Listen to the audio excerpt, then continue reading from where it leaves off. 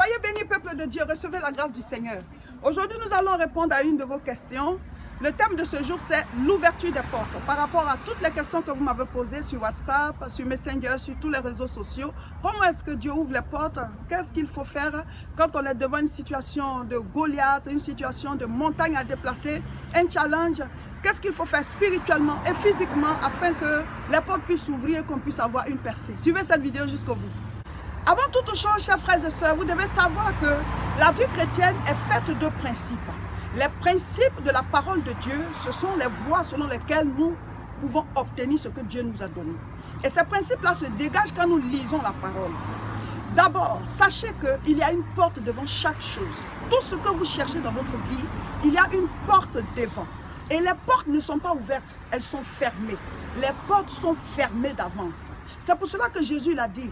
Dans Matthieu chapitre 16 au verset 18, il a dit à Pierre, « Tu es Pierre, sur toi je bâtirai mon église, et les portes du séjour des morts ne prévaudront point contre elle. » Et il a dit au verset 19, « Je te donnerai les clés du royaume des cieux. Ce que tu liras sur la terre sera lié dans les cieux, et ce que tu délieras sera délié. » Il a dit, je te donnerai parce qu'il n'était pas encore mort à la croix. Mais quand il devait mourir à la croix, avant d'expirer, il a dit, tout est accompli. Dès cet instant, nous avons reçu les clés. L'Église a reçu les clés. Mais ce que nous oublions, c'est que nous avons les clés. Mais une chose est d'ouvrir la porte. Donc, concernant le salut, le Seigneur, il a déjà ouvert la porte parce que Jean chapitre 3, verset 16 dit, car Dieu a tant aimé le monde qu'il a donné son Fils unique, afin que quiconque croit en lui ne périsse point, mais qu'il ait la vie éternelle. Donc, quand tu acceptes Jésus-Christ, tu as la vie éternelle. Mais concernant les bénédictions, les portes ne sont pas ouvertes. Les portes ne sont pas ouvertes. Il a donné les clés. C'est ça la différence. Il a donné les clés. Donc, c'est à nous d'ouvrir les portes. Tu dois ouvrir les différentes portes des bénédictions auxquelles tu aspires. Tant que tu ne les ouvres pas, elles ne sont pas ouvertes. Parce que c'est ce que tu vas ouvrir sur la terre qui va s'ouvrir dans les cieux. C'est ce que tu vas délier qui sera délié. C'est ce que tu vas lier qui sera lié. La majorité des chrétiens se trompent sur la manière d'agir par rapport aux bénédictions. Nous perdons notre temps à pleurer. Nous pleurons. Oh Seigneur, tu as dit ça. Pourquoi je n'ai pas obtenu? Oh Dieu, tu as dit ceci. Pourquoi je ne l'ai pas obtenu? On ne fait que pleurer. Si tu pleures dans le temple, comme Anne, qui est entrée dans le temple et qui priait, qui pleurait, de telle sorte qu'on n'entendait même plus sa voix. Et l'homme de Dieu a cru qu'elle avait bu. Si tu pleures en priant, bon, il n'y a pas de problème. Mais si tu perds ton temps à pleurer, à murmurer, à penser que Dieu t'a oublié, il aime les autres plus que toi, et puis tu es là, tu as la rancœur contre Dieu et tout, mon frère, ça ne peut pas ouvrir ta porte. La Bible dit la prière du juste a une grande efficacité. Il n'a pas dit les pleurs du juste. Donc une chose est de pleurer, une chose est de prier. Il est mieux de prier. Il dit demandez, l'on vous donnera. Il n'a pas dit pleurer, l'on vous donnera. Tu dois te mettre en prière. Tu dois te mettre en prière. Tu dois lire la parole et appliquer ce que la parole dit. Sinon nous tous nous pleurons. Mais ce n'est pas nos pleurs qui ouvrent le ciel. Ce sont les prières. Les prières de foi. Les prières avec la parole. Donc si nous attendons, oui, parce qu'on pleure, ça va venir. Ah oui. Mon frère, ma soeur, tu vas passer beaucoup de temps parce qu'il a dit d'ouvrir les portes. Il nous a donné les clés. Nous devons ouvrir. Si tu es devant la porte et que tu perds ton temps à pleurnicher, à pleurer, les portes ne vont pas s'ouvrir. Il faut que tu mettes la clé et que tu ouvres. Nous allons voir comment est-ce que nous devons procéder pour que chaque porte de nos vies puisse s'ouvrir devant toutes les bénédictions auxquelles chacun de nous s'attend. La Bible dit dans Genèse chapitre 2, le Seigneur, quand il a créé l'homme, il a pris la poussière, il a fait un corps. Et il a soufflé dans ses narines un souffle de vie et l'homme est devenu une âme vivante. Donc nous avons un aspect physique qui est la poussière et un aspect spirituel qui vient de Dieu, le souffle, l'esprit. Et alors l'âme est devenue vivante. Mon frère, ma soeur, tu dois savoir que quel que soit ce que tu fais sur cette terre, l'aspect spirituel et l'aspect physique doivent aller ensemble, sinon ça ne va pas marcher. Tu peux entreprendre, tu peux travailler, tu peux faire des plantations et tout, mais si spirituellement parlant, le ciel est fermé, si spirituellement parlant, tu n'as pas la grâce, ou alors si tu as des ennemis qui spirituellement ont attaché ou ont fait des incantations contre ce que tu fais, ça ne marchera pas parce qu'il faut et l'aspect physique et l'aspect spirituel. Donc, vous devez associer la prière aux actes que vous posez. Il y a des personnes aussi qui perdent tout le temps à prier sans poser des actes. Là aussi, ça ne va pas marcher parce que la prière ouvre le ciel. Mais spirituellement, il faut agir. Il faut agir. Dieu, il a dit quoi? Je bénirai ton menu bétail et ton gros bétail. Mais si tu n'as pas de menu bétail, tu n'as pas de gros bétail, tu n'entreprends rien, tu ne fais rien, tu n'as pas de travail, tu ne poses pas d'action, tu ne vas pas chercher du boulot, tu ne vas pas entreprendre, tu ne vas pas faire de commerce, qu'est-ce que Dieu va bénir? Donc le ciel est ouvert, la pluie tombe, mais tu n'as pas de plantation. Donc c'est sur ta plantation que la pluie va tomber. Mon frère, ma soeur, tu dois savoir que tu dois associer les deux aspects. La prière et l'action. La prière et l'action. La prière et l'action. C'est comme ça que les résultats arrivent. Quand le Seigneur il a dit à Pierre que tu es Pierre, sur toi je bâtirai mon église, et qu'il a ajouté que je te donnerai les clés du royaume des cieux, ce que tu vas lier sera lié, ce que tu vas délier sera délié. Donc mon frère, ma soeur, il y a des choses à lier et il y a des choses à délier. Donc si toi en tant que chrétien, tu ne te rends pas compte qu'il y a un combat à faire devant chaque porte fermée, tu vas rester devant la porte, tu vas pleurer, tu peux même y rester toute ta vie sans entrer dans certaines bénédictions. Parce qu'il y a un combat à faire. Tu dois ouvrir la porte pour entrer dans cette dimension. Il a dit dans Jean chapitre 14, à partir du verset 1, que votre cœur ne se trouble point. Croyez en Dieu et croyez en moi. Et il a ajouté après qu'il y a plusieurs demeures dans la maison de mon Père. Mon frère, ma soeur, il y a la demeure de la réussite, la demeure du mariage, la demeure de l'enfantement, la demeure pour pouvoir entreprendre, la demeure de la richesse. Il y a plusieurs demeures. C'est pour ça qu'il a parlé de plusieurs clés. Il dit, je te donnerai les clés. Il n'a pas dit la clé. La clé du salut, c'est Jésus. Mais les clés de chaque bénédiction, devant chaque porte fermée, tu dois savoir comment agir pour que cette porte-là s'ouvre. Donc, si on dit qu'il y a des choses à lier, il y a des choses à délier. Observe ta famille, observe ta vie, observe autour de toi. Qu'est-ce qui ne marche pas? Ça veut dire que ces choses ont été liées. Il y a des familles où les gens ils ne se marient pas. Ça veut dire que le mariage est lié. Il y a des familles où, par exemple, les gens ils n'enfantent pas. Ça veut dire que l'enfantement est lié. Or, le Seigneur a dit de délier pour que ça soit délié.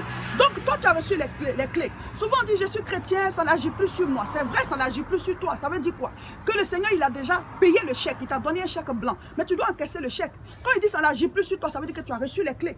Mais si tu ne pries pas pour combattre, pour dire, moi j'ai reçu Jésus-Christ, je n'ai plus le sang de mes parents, par conséquent, tout ce qui est malédiction ancestrale n'agit plus sur moi. Si tu n'ouvres pas cette porte, elle sera toujours fermée parce que tu as reçu les clés, mais tu dois ouvrir la porte. Et on ouvre la porte comment? Le jeûne et la prière. Un jour, il y a des gens, des disciples du Seigneur qui ont chassé un démon dans la vie d'un enfant. Et le démon, il ne partait pas. Qu'est-ce que Jésus a dit? Il a dit, ce genre de démon ne sort que par le jeûne et la prière. Donc, si tu es devant une situation où la porte ne s'ouvre que par le jeûne et la prière, où les démons ne vont partir que par le jeûne et la prière, et que toi, tu ne jeûnes jamais, tu ne veux pas faire de jeûne et prière, mais ce démon, il ne va jamais partir parce que lui, il n'est pas que par le jeûne et la prière. Donc, il y a des portes qui ne s'ouvrent que par le jeûne et la prière. Les portes du travail, les portes du mariage, les portes de l'enfantement, les portes pour réaliser sa vie, ça ce sont les sujets de prière communs à nous tous. Chacun de nous voudrait avoir une source de revenus, avoir un boulot, avoir une famille, pouvoir réaliser sa vie et tout. Donc ce sont des besoins légitimes. Et Dieu lui-même, il est d'accord que nous puissions avoir toutes ces choses. Il ne t'a pas envoyé sur la terre pour que tu sois misérable, que tu souffres et que tu sois sans revenus, sans famille et tout. Donc Dieu déjà, il veut cela. Mais comme il y a une porte devant chacune de ces bénédictions, il y a une porte devant chaque chose, alors à chaque niveau, tu dois prier et agir. Alors, tu cherches du travail. Mon frère, tu dois prier. Quand tu sens que l'heure de travailler est arrivée, tu as tes diplômes et tout, c'est une heure. Cette heure-là, on appelle la saison. Quand Bartimée, il a entendu dire que Jésus passe, alors à ce moment, il a commencé à crier, « Fils de David, aie pitié de moi !» Et Jésus l'a appelé et ce jour-là, ses yeux se sont ouverts. Il y a des saisons. Vous voyez par exemple, même quand la femme s'en va enfanter, quand tu sens la contraction, c'est là que la sage-femme te dit, « Pousse !» Il y a un temps où tu sens la contraction. Ça veut dire que tu sens que le temps de ceci est arrivé. C'est à cette heure-là qu'il faut pousser. Donc, en ce moment, tu dois jeûner, prier et puis aller sur le terrain. Jeûner, prier, aller sur le terrain jusqu'à ce que l'enfant soit enfanté. Vous voyez? Donc, tu cherches du travail. C'est un temps de jeûne et prier. On ne te dit pas de jeûner toute ta vie. Mais dans la semaine, au moins 2 ou 3 jours, parce que tu sais que tu attends quelque chose, tu dois enfanter une grâce, tu dois enfanter une bénédiction. Donc, tu pries et tu vas chercher. Et tu restes à l'écoute de Dieu. Il va te dire, souvent le Seigneur te dit, va dans telle entreprise. Exactement telle entreprise, on te dit, va composer pour tel ou tel concours. Il faut que Dieu te parle. C'est pareil aussi pour le mariage. C'est pareil aussi pour le mariage. Dieu a créé plusieurs hommes, plusieurs femmes. Mon frère, ma soeur, ce n'est pas toutes les femmes que tu dois épouser. Ma soeur, ce n'est pas tous les hommes que tu dois épouser. Il y a un seul homme que Dieu a prévu pour toi. Ma soeur, il y a un seul homme que Dieu a prévu pour toi. Mon frère, il y a une seule femme que Dieu a prévu pour toi. Mais il faut que tu la trouves. Et c'est Dieu qui sait, qui connaît ta cote. Ma soeur, c'est Dieu qui sait le squelette duquel il t'a sorti pour pouvoir te faire. Donc, il faut être à l'écoute de Dieu. Il va créer lui-même la rencontre. C'est lui qui a créé la rencontre entre Adam et Ève. Ma soeur, toi qui suis cette vidéo, tu dois savoir que tu pries. Mais il faut avoir une bonne présentation. Parce que quand Adam il a vu Ève, Il a dit, c'est l'os de mes os, chair de ma chair. Ce n'est pas Dieu qui lui a dit de dire, c'est lui-même, ça dépend de ce qu'il a vu. Il faut que celui qui va t'épouser, quand il te voit, il soit content. Il faut qu'une femme soit présentable, qu'elle soit belle. Souvent, les gens, ils disent des choses, oh, vous aimez vous faire ci, vous aimez vous faire ça. Moi, j'aime pas que les femmes portent ceci et cela. Tant que ce n'est pas un péché, tu peux le faire. Parce que quand tu te dénudes et que tu mets les parties intimes dehors, là, Dieu dit c'est de l'impudicité. Mais si tu dois te faire propre pour pouvoir plaire à celui qui va t'épouser, Dieu n'est pas contre cela. Il y a des gens qui disent, moi, j'aime pas qu'une femme mette ci et mette ça. Mais ce n'est pas toi qui vas l'épouser. Peut-être que le monsieur qui va l'épouser, la femme, celui avec qui elle est, lui, il aime ça. Donc, laisse la dame tranquille. Tant que ce n'est pas un péché, ma soeur, fais-toi belle, fais-toi bien. Parce que celui qui va te voir, il faut qu'il dise, ça c'est l'os de mes os, chair de ma chair. Il faut qu'il soit convaincu comme Adam était convaincu quand il a vu Ève. Donc, prière, action, fais-toi bien. Sois ouverte. Il y a des femmes qui sont tout le temps le visage serré. Tu es difficilement approchable. Quand c'est comme ça chasse ceux qui veulent venir vers toi. Donc, prière, action, c'est aussi ça. Il faut être ouverte. Il faut être prête à recevoir parce qu'on ne sait pas d'où va venir la grâce du Seigneur. Et pareil aussi pour les hommes. Alléluia.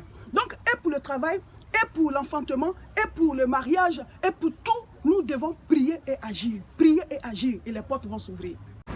Proverbe chapitre 4, verset 23. La Bible dit, garde ton cœur plus que toute autre chose, car de lui viennent les sources de la vie. Il y a des portes qui ne s'ouvrent que quand tu libères ton cœur. Mon frère, ma soeur, Matthieu chapitre 5, verset 8. Heureux ceux qui ont le cœur pur, car ils verront Dieu. Certaines portes ne vont s'ouvrir que quand tu vas libérer ton cœur de tout ce que tu tiens captif, tous ceux à qui tu n'as pas pardonné et tous ceux à qui tu n'as pas demandé aussi pardon. Donc il y a des portes qui ne s'ouvrent que par la réconciliation. Il y a des gens, par exemple, avec qui vraiment vous êtes en embrouille depuis longtemps. Dieu va te dire, va te réconcilier avec la personne. Même si tu as raison, mais juste pour amener la paix, juste pour que les portes s'ouvrent, juste pour qu'il n'y ait pas de corde, il n'y ait pas de lien qui te tiennent captif par rapport à ton décollage, par rapport à ton évolution. Donc il y a des portes qui ne s'ouvrent que par la paix rétablie avec les autres. Et il y a des portes qui ne s'ouvrent que quand tu libères ton cœur de tout ce qui est rancœur, rancune et tout, parce que c'est le cœur la source de la vie. Et tout ce qui doit entrer dans ta vie passe par ton cœur. Pour que tu puisses épouser une femme ou un homme, il faut l'aimer. Donc, quand quelque chose est entré dans ton cœur, ça rentre dans ta vie. C'est pour ça que les gens ils font les publicités. Quand tu vois quelque chose dans une publicité, déjà ça te plaît. Quand ça te plaît, forcé, tu vas aller acheter, tu vas chercher à acquérir cette chose. Donc, ce qui entre dans ton cœur, entre dans ta vie. Donc, si tu as des rancœurs, des rancunes, la colère, la méchanceté, tu en veux aux gens dans ton cœur, mais c'est ce qui va miner ta vie. Donc, les portes sont fermées, tu ne comprends pas, tu ne réussis pas, tu n'avances pas. Mais tout simplement parce que ton cœur, il est noir, ton cœur tient les autres captifs, ton cœur ne pardonne pas, tu n'oublies pas ce qu'on t'a fait et tout le monde est en prison dans ton cœur. Du coup, toi, tu es bloqué parce que tu es un joaillier. Donc, il y a des portes qui ne s'ouvrent que par le pardon, par la réconciliation. Il y a aussi des portes qui ne s'ouvrent que quand on arrive devant. Certaines personnes vivent toute leur vie dans le stress, dans l'inquiétude. Peut-être que tu n'as pas encore l'âge de te marier, mais tu te dis, quand je vais me marier, quand le temps va arriver, est-ce que je vais avoir le mari qu'il faut, est-ce que je vais avoir la femme qu'il faut? Et tu passes tout ton temps dans l'inquiétude, alors que cette porte-là ne s'ouvrira que quand tu seras devant. Prenons le cas du peuple d'Israël. Quand Dieu a voulu les faire sortir d'Égypte, il savait qu'il y avait la mer rouge, et il leur a dit quand même d'aller. Mais c'est quand le peuple d'Israël est arrivé devant la mer rouge que Dieu il a divisé la mer rouge. Vous voyez? Ils ne pouvaient pas diviser la mer rouge pendant qu'ils étaient encore en Égypte, ou diviser la mer rouge ici en entendant. Non. C'est quand ils sont arrivés devant que Dieu a dit à Moïse, étends le bâton, et la mer s'est divisée. Ils sont passés à sec et Dieu a remis l'eau en place. Vous voyez? Donc il y a des portes qui ne s'ouvrent que quand tu arrives devant. Voilà, c'était la vidéo du jour pour votre édification. Nous travaillons à l'œuvre de Dieu et nous avons besoin de votre participation. Si cette vidéo vous a fait du bien, il faut juste la partager sur tous les réseaux sociaux, Facebook, WhatsApp, partout. Parce que je reçois des messages de certaines personnes qui les ont vues dans tous les pays du monde et vraiment c'est touchant. À vous tous qui partagez ces vidéos, il faut continuer. Vous êtes en train de participer à l'œuvre de Dieu. Pour vous qui êtes en Europe, une fois par mois, nous faisons de grandes croisades de prières au niveau de Paris. Contactez-moi au 0033 751 51 25 16 pour qu'on vous dise la date de la prochaine croisade. Si vous voulez nous rencontrer, vous pouvez venir à Lille, précisément à Tourcoing. L'adresse est 48 rue Saint-Omer, 59 200. Nous y sommes tous les dimanches à 10 h. Mon frère, ma soeur, partage cette vidéo pour que tes amis, tes connaissances puissent être édifiées et que chaque personne puisse comprendre comment les portes s'ouvrent, comment il faut prier pour remporter les victoires. Que Dieu vous bénisse. Partagez, partagez, partagez.